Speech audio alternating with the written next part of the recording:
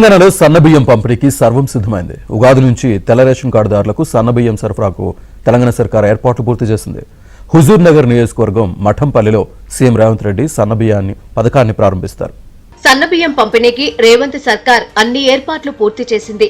ఆర్థిక ఇబ్బందులను అధిగమిస్తూ హామీలను ఒక్కొక్కటిగా రేవంత్ ప్రభుత్వం అమలు చేస్తోంది. అధికారంలోకి వచ్చిన 10 నెలల్లోనే 20,616.89 కోట్లతో రైతు రుణమాఫీ చేసింది.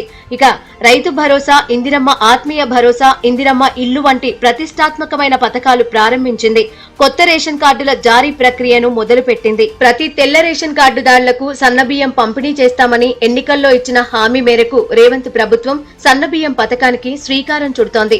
ఉగాది నుంచి సన్నబియ్యం పంపిణీ చేసేందుకు ప్రభుత్వం ఏర్పాట్లు పూర్తి చేసింది. ప్రజా పంపిణీ వ్యవస్థ ద్వారా రేషన్ కార్డుదారులకు ప్రభుత్వం బియ్యం పంపిణీ చేస్తోంది. ఒక్కొక్కరికి 6 కిలోల చొప్పున బియ్యం పంపిణీ చేస్తోంది. అయితే వాటిని 70 నుంచి 80% మంది వినియోగదారులు తీసుకోవడం లేదు, తినడం లేదు. కొందరు తీసుకున్నా వాటిని బయట అమ్ముకుంటున్నారు.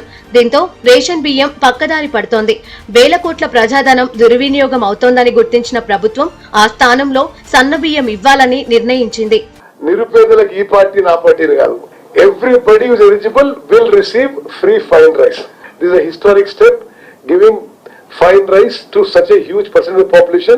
మిల్లింగ్ చేసిన సన్న బియ్యం గోదాముల నుంచి ఇప్పటికే రేషన్ షాపులకు చేరింది. ఉగాది రోజు మఠంపల్లిలో సీఎం రేవంత్ రెడ్డి సన్న బియ్యం పథకాన్ని ప్రారంభించనున్నారు. అందుకోసం 10 మంది లబ్ధిదారులను ఎంపిక చేశారు. వారికి ఆ రోజు సాయంత్రం 6 గంటలకు సీఎం రేవంత్ రెడ్డి సన్న బియ్యం అందజేస్తారు. అనంతరం అక్కడే ఏర్పాటు చేసిన భారీ బహిరంగ సభలో సీఎం ప్రసంగిస్తారు. ఇక అదే రోజు మిగిలిన జిల్లాలలో మంత్రులు, ఎమ్మెల్యేలు సన్న బియ్యం పంపిణీ కార్యక్రమాన్ని ప్రారంభిస్తారు.